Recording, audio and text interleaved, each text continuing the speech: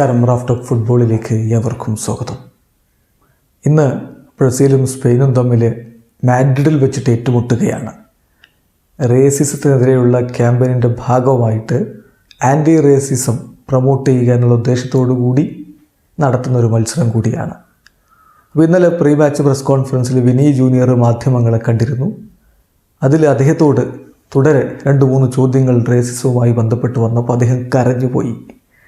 അദ്ദേഹം പറയുന്നു, ഞാനിവിടെ വരുന്നത് ഫുട്ബോൾ കളിക്കാനാണ്, അതാണ് ഞാൻ ആഗ്രഹിക്കുന്നത് എന്ന് പറഞ്ഞുകൊണ്ട് അദ്ദേഹം കരയുകയാണ്. ഒരുപാട് കാര്യങ്ങൾ അദ്ദേഹം പറഞ്ഞിട്ടുണ്ട്, പക്ഷേ വല്ലാത്ത ഹാർട്ട് ടച്ചിങ് ആയിട്ടുള്ള മൊമെൻറ്റ് ആ കരച്ചിൽ തന്നെയാണ്. കാരണം അത്രയധികം അദ്ദേഹം അനുഭവിക്കുന്നുണ്ട്.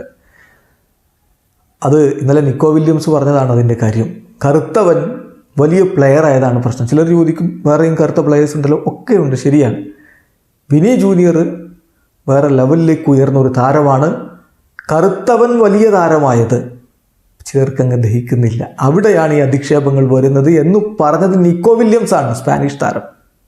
ഇന്നലെ നമ്മളത് റിപ്പോർട്ട് ചെയ്തിരുന്നു. വിനീഷ്യസിൻ്റെ കാര്യം പറഞ്ഞുകൊണ്ട് തന്നെയാണ് അദ്ദേഹം അത് വിശദീകരിച്ചത്. അപ്പോൾ ഇനിയും മനസ്സിലാക്കാത്തവരുണ്ടെങ്കിൽ പിന്നെ പറഞ്ഞിട്ട് കാര്യമില്ല.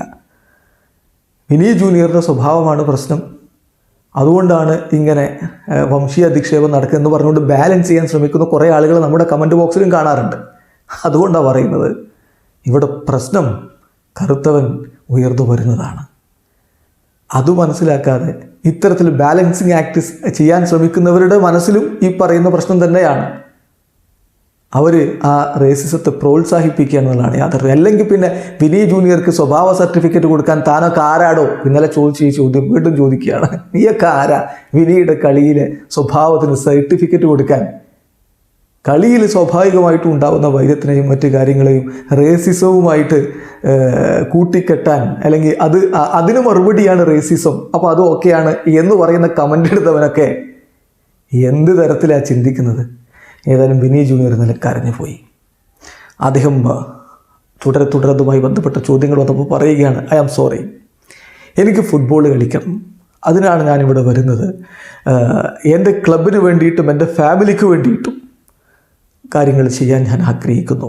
തീർച്ചയായിട്ടും കറുത്ത ജനങ്ങൾ സഫർ ചെയ്യുന്നു, അത് കാണുമ്പോൾ വലിയ സങ്കടമുണ്ട് എന്ന് അദ്ദേഹം പറയുന്നു. അപ്പോൾ സ്പെയിനിൽ ഇപ്പോൾ ഇതിങ്ങനെ നിരന്തരം ആവർത്തിക്കുകയാണ്. ഈവൻ നിങ്ങൾ നോക്കുക, അത്ലറ്റിക്കോ മാഡ്രിഡിൻ്റെ കഴിഞ്ഞ യുവേഫ ചാമ്പ്യൻസ് ലീഗ് മത്സരം, അത് റയൽ മാഡ്രിഡുമായിട്ട് പോലുമല്ല മത്സരം, മറ്റൊരു ടീമുമായിട്ട് മത്സരം നടക്കുമ്പോൾ അതിൽ കളത്തിന് പുറത്ത് സ്റ്റേഡിയത്തിലേക്ക് കയറുമ്പോൾ നിരവധി മാഡ്രിഡ് ആരാധകർ ഇരുന്നുകൊണ്ട് വിനീഷ്യസ് ജൂനിയറിനെതിരെ വംശീയ അധിക്ഷേപം ചാൻഡ് ചെയ്യുന്നു.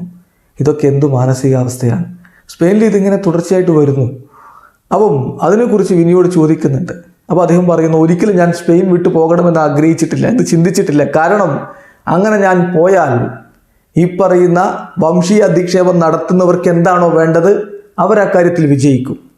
സോ ഞാനൊരിക്കലും ഈ ബെസ്റ്റ് ക്ലബ്ബ്, ലോകത്തെ ഏറ്റവും മികച്ച ക്ലബ്ബ് വിട്ടു പോകാൻ തീരുമാനിച്ചിട്ടില്ല. അത് ഞാൻ ചെയ്യില്ല. ഞാൻ ഇവിടെ തന്നെ നിൽക്കും, സ്ട്രോങ് ആയിട്ട് നിൽക്കും.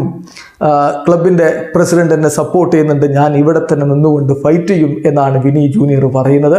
തീർച്ചയായിട്ടും ആ ഫൈറ്റിന് വലിയ പിന്തുണ ലഭിക്കേണ്ടതുകൊണ്ട് അദ്ദേഹം ഫൈറ്റ് ചെയ്യുന്നത് അടിച്ചമർത്തപ്പെട്ട ഒരു വിഭാഗത്തിന് വേണ്ടിയിട്ടാണ് എന്ന കാര്യം കൂടി ശ്രദ്ധിക്കുക. എന്തായാലും ഇപ്പം സ്പെയിൻ വേഴ്സസ് ബ്രസീൽ മത്സരം അത്തരത്തിലുള്ള ഒരു ഉദ്ദേശം കൂടി, ആൻറ്റി റേസിസം പ്രോത്സാഹിപ്പിക്കുക എന്ന ഉദ്ദേശത്തോടു കൂടി നടത്തുന്നതാണ്. ഇന്ന് രാത്രി ഒരു കിടിലൻ മത്സരം കാണാൻ കഴിയുമെന്ന് നമുക്ക് പ്രതീക്ഷിക്കാം. വീഡിയോ അവസാനിക്കുന്നു. ഫുട്ബോൾ ലോകത്തെ കൂടുതൽ വിശേഷങ്ങളുമായി റാഫ് ടോക്സ് വീണ്ടും എത്താം.